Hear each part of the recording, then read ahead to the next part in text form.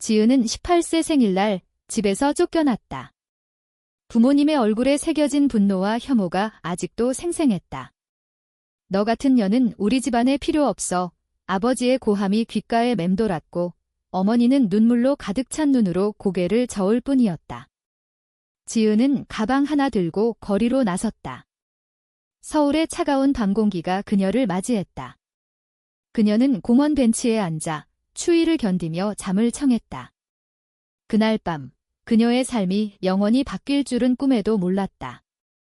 다음 날 아침 지은은 누군가의 부드러운 손길에 깨어났다. 눈을 뜨니 세련된 옷차림의 여성이 그녀를 내려다보고 있었다. 괜찮아요. 여기서 자면 위험해요. 그 여성의 목소리는 따뜻했지만 단호했다. 지은은 혼란스러웠다. 왜 낯선 사람이 자신을 걱정하는 걸까? 그녀는 일어나 앉으며 집이 없어요. 부모님이 일하고 중얼거렸다.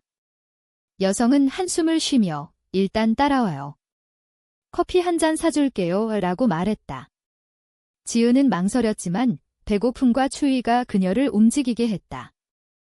그 여성의 이름은 민지였다. 35세의 성공한 사업가, IT 회사 CEO로 알려진 백만장자. 민지는 공원을 산책하다 지은을 발견했다.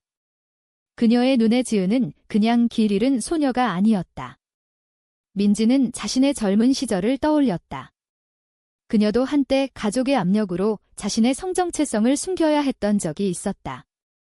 너처럼 젊은 애가 왜 이렇게 됐어? 민지가 물었다. 지은은 눈물을 흘리며 털어놨다. 저 여자를 좋아해요. 부모님이 알게 되셨어요. 민지의 표정이 굳었다. 그녀는 지은의 손을 잡으며 그건 잘못된 게 아니야. 나도 그래 라고 속삭였다. 민지는 지은을 자신의 아파트로 데려갔다. 고급스러운 펜트하우스였다. 지은은 처음으로 그런 곳을 봤다.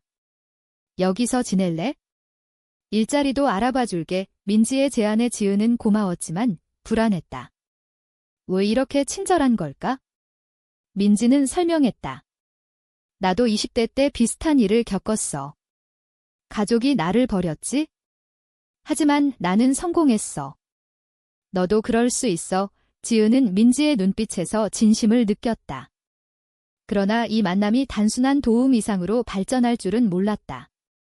며칠이 지나 지은은 민지의 회사에서 인턴으로 일하기 시작했다. 민지는 그녀를 특별히 챙겼다. 점심시간에 함께 식사하고 저녁에 이야기를 나누었다. 지은은 민지의 강인함에 매료됐다. 민지는 사업에서 성공한 여성으로 사회의 편견을 뚫고 올라온 사람이었다.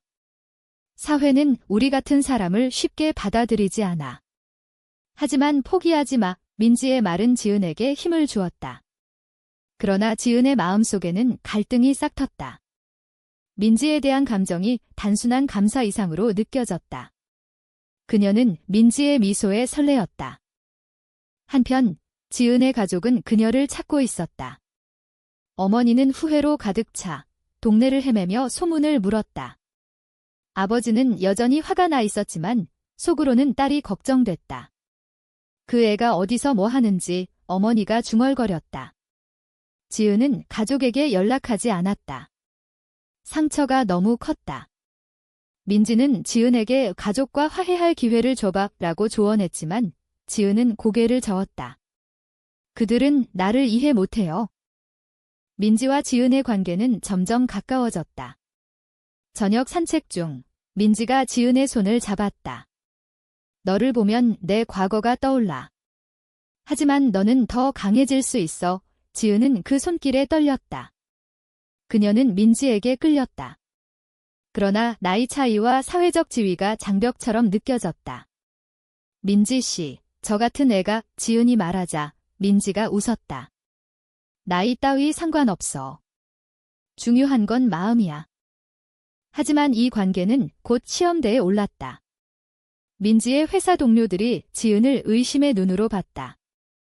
CEO가 왜 저런 애를 데리고 다니지? 소문이 돌기 시작했다. 민지는 무시했지만 지은은 불편했다. 그녀는 자신의 감정을 직시해야 했다. 이건 사랑인가? 아니면 그냥 의존인가? 내적 갈등이 커졌다. 민지도 마찬가지였다. 그녀는 지은을 도우려 했지만 점점 로맨틱한 감정이 생겼다. 이건 옳은 선택인가? 민지는 밤새 고민했다. 지은의 일상은 안정되기 시작했다.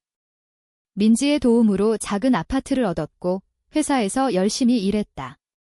그러나 가족의 그림자가 그녀를 따라왔다. 어느 날 어머니로부터 전화가 왔다. 지은아, 집으로 돌아와.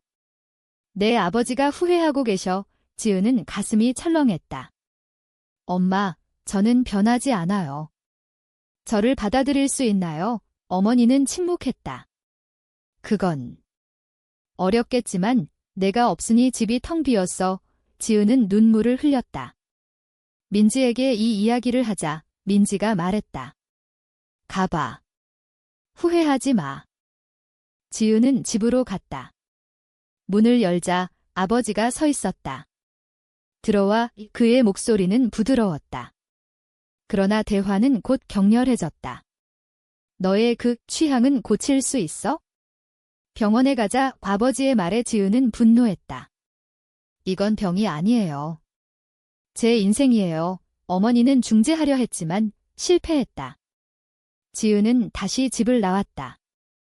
2번 다시 안 올게요. 그녀의 결정은 단호했다. 민지는 지은을 위로했다. 가족은 때론 이해가 늦어.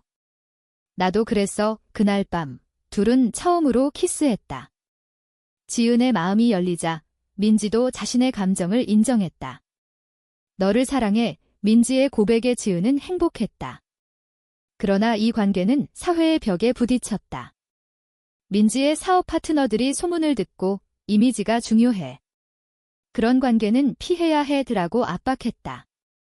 민지는 고민했다. 사업을 포기할 수 있을까? 지은도 내적 충돌을 겪었다. 민지 씨 때문에 제 인생이 바뀌었지만 이게 진짜 사랑인가? 그녀는 친구에게 털어놨다. 유일한 친구, 수지는 나이 차이가 크잖아. 조심해라고 조언했다. 지은은 불안해졌다. 게다가 가족의 압력이 계속됐다. 아버지가 회사로 찾아왔다. 민지 씨, 우리 딸을 놓아줘. 이건 잘못된 거야. 민지는 차분히 대응했다. 지은 씨는 성인이에요. 그녀의 선택을 존중하세요. 이 사건으로 관계가 흔들렸다. 지은은 민지에게 가족 때문에 포기할까요? 라고 물었다. 민지는 아니, 우리는 함께 싸워야 해라고 답했다. 그러나 민지의 마음속에는 도덕적 딜레마가 있었다. 내가 그녀를 이용하는 건 아닐까? 그녀는 아직 젊어. 민지는 밤새 자책했다. 지은도 마찬가지였다. 민지 씨를 사랑하지만 이게 옳은가? 고조되는 긴장 속 민지의 회사가 위기에 처했다. 경쟁사가 소문을 이용해 공격했다. CEO의 사생활이 문제야. 주주들이 불만을 터뜨렸다. 민지는 결정을 내려야 했다. 사업을 지키기 위해 지은을 포기할까? 아니, 그럴 수 없어. 그녀는 지은에게 말했다. 함께 이겨내자. 지은은 민지의 결의에 감동했다. 그러나 앞날이 불투명했다. 관계가 깊어지면서 사회적 압력이 더 세졌다. 지은은 대학에 입학하려 했지만 가족의 반대로 장학금을 잃었다. 너 같은 애가 공부할 자격 없어. 아버지의 말이었다. 지은은 절망했다. 민지가 도와주려 했지만 내가 의존하는 게 싫어. 지은의 자존심이 상했다. 그녀는 독립하려 애썼다. 아르바이트를 시작했지만 피로가 쌓였다. 민지의 과거가 드러났다. 그녀는 젊었을 때 비슷한 관계로 상처받았다. 전 연인이 가족 압력으로 배신했다. 그때 나는 무너졌어. 너에게 그런 일이 없길 바래. 민지의 고백에 지은은 안타까웠다. 그러나 이 이야기가 오히려 갈등을 키웠다. 지은은 민지 씨가 나를 과거의 그림자로 보는 건 아닐까 의심했다. 어느 날 지은의 친구 수진이 배신했다. 수진은 지은의 이야기를 SNS에 올렸다. 내 친구가 백만장자와 소문이 퍼졌다. 지은은 충격받았다. 왜 그런 거야? 수지는 내가 너무 변했어. 나를 무시하잖아 애라고 대꾸했다. 지은은 상처받았다. 민지는 친구는 때론 질투할 수 있어.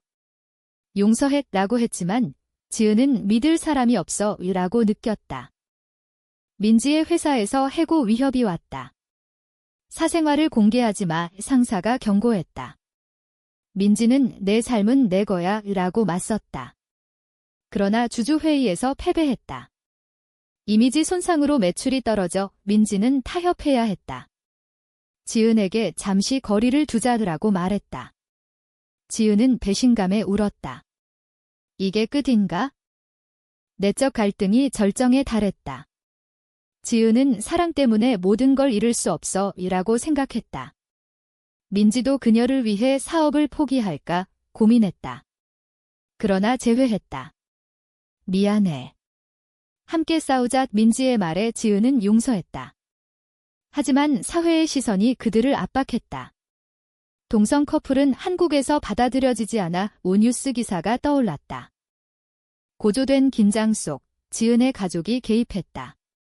아버지가 민지를 고소하려 했다. 미성년자 유혹 하지만 지은은 성인이었다. 아빠, 그만해. 지은의 외침에 아버지는 멈췄다. 어머니가 중재했다. 우리 가족 회의를 하자. 지은과 민지는 함께 갔다.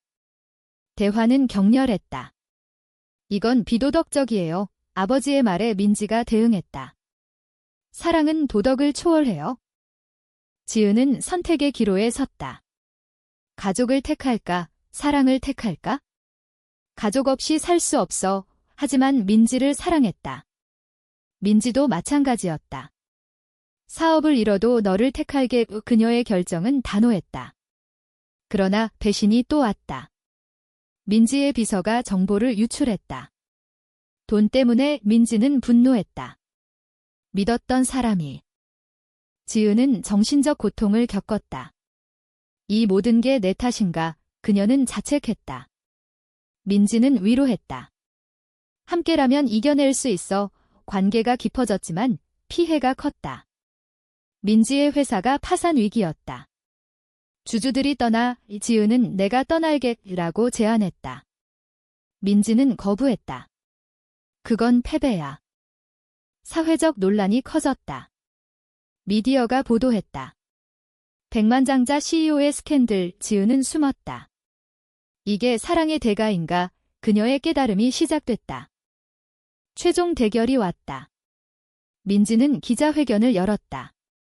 나는 동성애자예요. 지은 씨를 사랑해요. 세상이 충격받았다. 지은은 용감해졌다. 저도 마찬가지예요. 가족은 쇼크였다. 아버지는 미안해 라고 사과했다. 어머니는 포옹했다. 그러나 모든 게 완벽하지 않았다. 민지의 사업은 타격받았지만 재기했다. 지은은 대학에 갔고 독립했다. 관계는 지속됐지만 상처가 남았다. 우리는 이겼지만 대가를 치렀어. 사랑은 사회의 편견을 이길 수 있는가? 아니면 결국 희생을 요구하는가?